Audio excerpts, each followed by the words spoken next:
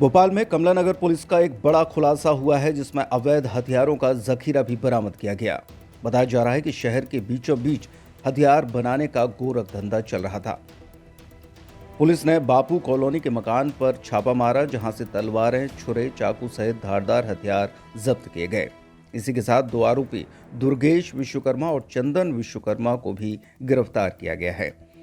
इन आरोपियों ने कई महीनों से अवैध हथियार बनाने और सप्लाई करने की बात भी पुलिस के सामने कबूली है। नामचीन बदमाशों को हथियार बेचने का भी खुलासा इस दौरान हुआ है। आरोपियों पर आर्म्स एक्ट सहित अन्य धाराओं में केस दर्ज कर लिए गए हैं। जी, हमारे यहाँ पिछले कुछ दिनों से सूचना प्राप्त हो रही थी कि बापू नगर क्षेत्र में कुछ जो लोग रहते हैं वो कुछ अवैध हथियार बना रहे हैं और बेच रहे हैं। सूचना पर कल मेरे द्वारा 4 टीमें बनाई गई थी। एक टीम मेरे नेतृत्व में थी और इसके अतिरिक्त 3 उप निरीक्षक के नेतृत्व में 3 पृथक टीमें थी।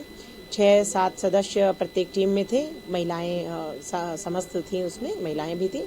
जो टीम पृथक गई, तलाशी वारंट हमारे द्वारा एसीपी मैडम से प्राप्त किया गया और सर्च वारंट के माध्यम से फिर हमने तलाशी ली।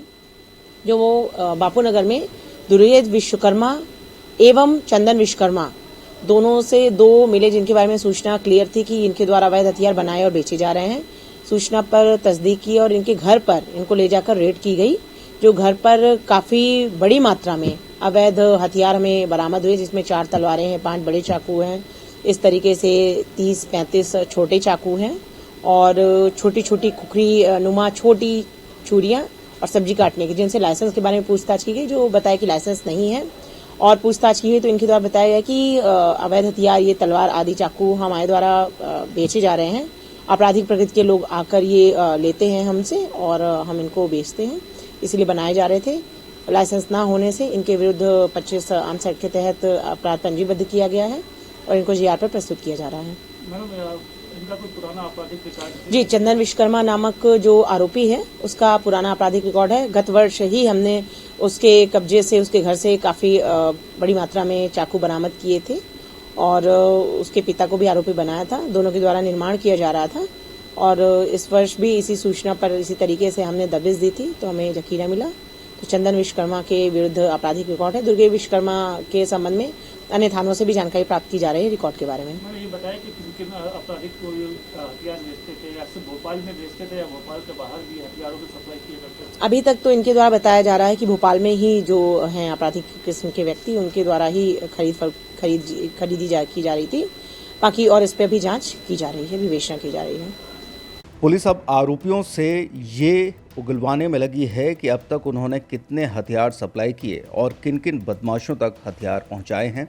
इस पूरे सिलसिले में सघन जांच जारी है। नर्मदा केयर अस्पताल छतरपुर का एकमात्र सर्व सुविधा युक्त अस्पताल, जहां 24 घंटे मिलती है आपातकालीन और नियमित चिकित्सा सेवाएं। कुशल और अनुभवी डॉक्टरों की सबसे बड़ी टीम जो करती है आपकी कंप्लीट केयर।